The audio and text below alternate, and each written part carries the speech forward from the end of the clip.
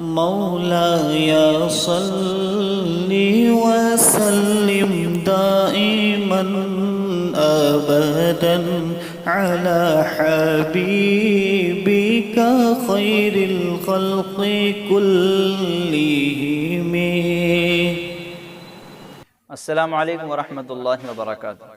معزز سامعین، محترم ناظرین، کیا آپ نے کبھی غور کیا ہے کہ وضو کے اندر اللہ کے نبی محمد عربی صلی اللہ علیہ وسلم کی یہ سنت ہے کہ وضو کا ہر عضو، جسم کا ہر عضو 3 مرتبہ دھویا جائے.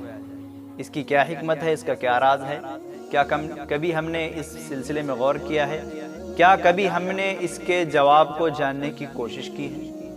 شاید ہی بہت کم لوگ ہوں گے جنہوں نے اس کے جواب کو تلاش کیا ہوگا یا جن کو اس کا جواب معلوم ہوگا. لیکن آئیے آج ہم جانتے ہیں کہ وضو کے اندر ہر عضو کو 3 مرتبہ دھونے کا اللہ کے نبی محمد عربی صلی اللہ علیہ وسلم نے کیوں حکم دیا ہے، آخر اس کی وجہ کیا ہے، آج ہم جان لیتے ہیں. تو ہمیں معلوم ہونا چاہیے کہ اصل میں توبہ کے 3 رکن ہیں، 3 حصے ہیں یا 3 جز ہیں سمجھیے. ایک ہے آدمی جس چیز کا گناہ کیا ہے، جو گناہ کیا ہوا ہے اس گناہ سے باہر نکل جائے. دوسرا رکن ہے اور دوسرا جز ہے کہ کیے ہوئے گناہ پر اس کو شرمندگی ہو، ندامت ہو. تیسرا رکن یہ ہے کہ آئندہ سے اس گناہ کے نہ کرنے کا پختہ عزم اور پختہ ارادہ کر لے.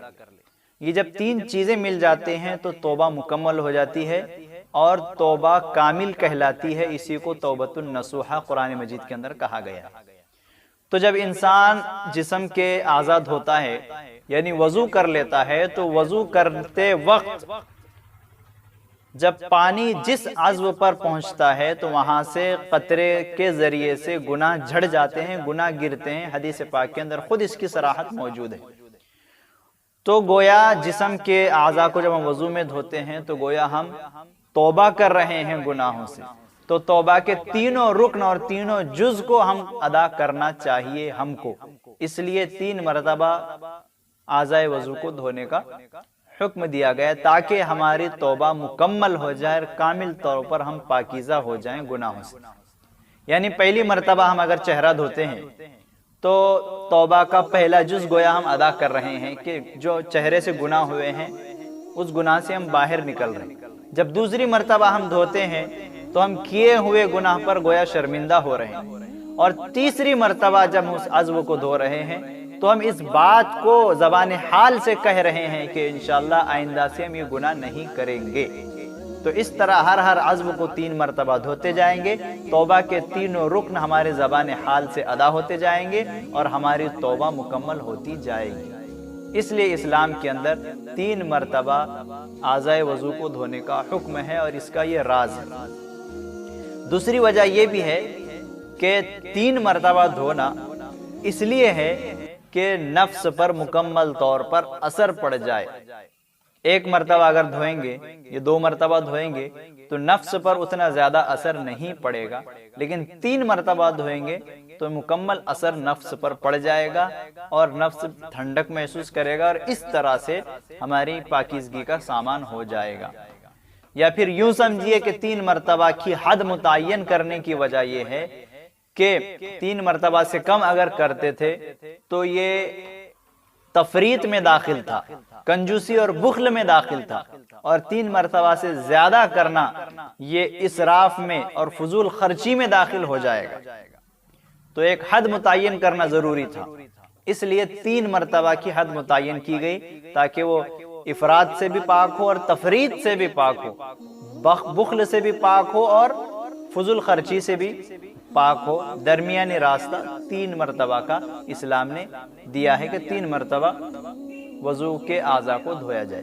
یا پھر اس کو یوں بھی سمجھ سکتے ہیں کہ جو انسان شک کا مریض ہوتا ہے، جن کو شک کی عادت ہوتی ہے، تو وہ آدمی کو شک اتنا پریشان کر دیتا ہے کہ وہ چہرہ دھوتا ہے 1 مرتبہ، پھر سوچنے میں لگتا ہے کہ شاید میرا چہرہ مکمل طور پہ نہ دھویا گیا ہو، پھر دھونے لگتا ہے، پھر اس کا شک باقی رہتا ہے، پھر دھونے لگتا ہے، پھر دھونے لگتا ہے، یہاں تک کہ سارا دن اس کا دھونے میں ہی چلا جاتا ہے، اس کو نماز پڑھنے کا موقع ہی نہیں ملتا.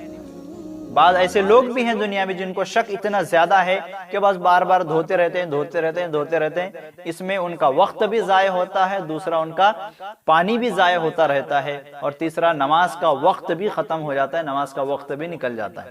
تو ایسے شکوک و شبہات والے انسانوں کے لیے، اور جن کو وہم کی اور شک کی عادت ہے، ان انسانوں کے لیے تو یہ 3 مرتبہ کی ترتیب اور 3 مرتبہ کی حد بہت ہی زیادہ مفید ہے کہ 3 مرتبہ دھوئیں گے مکمل طور پہ تو بس انشاءاللہ ہمارے وضو کے اعضاء مکمل طور پہ دھوئے جائیں گے، اور ہمارا وقت بھی ضائع نہیں ہوگا، پانی بھی ضائع نہیں ہوگا، اور نماز ہم وقت کے اندر پڑھنے والے بن جائیں گے۔ اس لیے مذہب اسلام نے 3 مرتبہ اعضائے وضو کو دھونے کا حکم دیا ہے، اور اللہ کے نبی محمد عربی صلی اللہ علیہ وسلم کی یہ سنت قرار دی گئی ہے کہ اعضائے وضو کو 3 مرتبہ دھویا جائے۔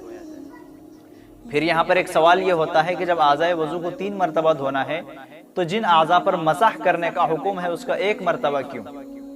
جیسا سر کا مسح ہے، کانوں کا مسح ہے، گردن کا مسح ہے، تو یہ بھی تو 3 مرتبہ ہونا چاہیے، جیسا ہم ہر عضو کو 3 مرتبہ دھو رہے ہیں تو ان کو بھی مسح 3 مرتبہ ہونا چاہیے۔ یہ ایک سوال پیدا ہو سکتا ہے، تو اس کا جواب بھی ہمیں معلوم ہونا چاہیے کہ بے شک مسح بھی 3 مرتبہ ہی تھا، حکم کے اندر مسح 3 مرتبہ ہی تھا، لیکن لوگوں سے ایک اندیشے کو، ایک تکلیف کو، ایک پریشانی کو دور کرنے کے لیے اسلام نے وہ 3 مرتبہ کے حکم کو کم کر کے 1 مرتبہ قرار دیا۔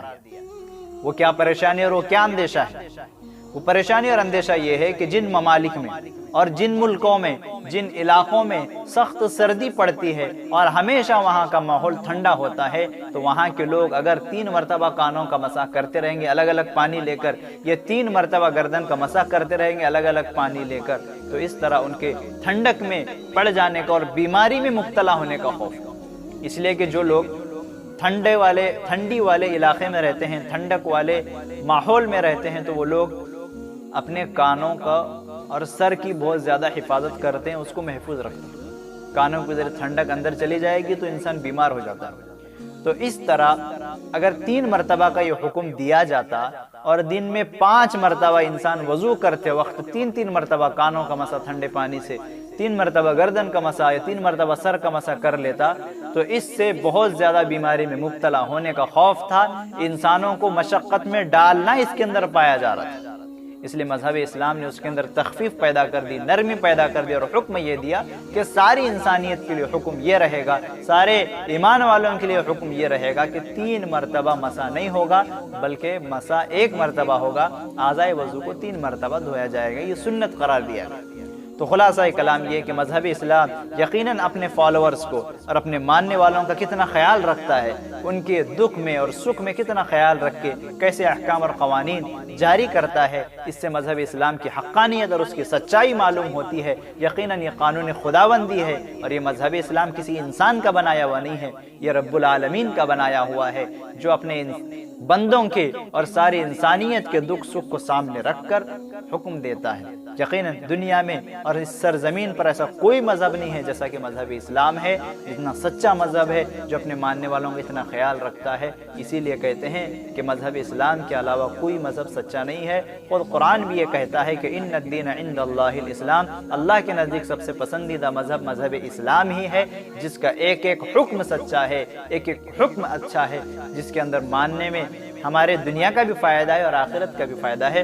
اللہ سے دعا ہے کہ اللہ ہمیں مذہب اسلام کی حقانیت کو سمجھ کر اس کے مطابق زندگی گزارنے کی توفیق عطا فرمائے۔ وآخر دعوانا ان الحمد للہ رب العالمین۔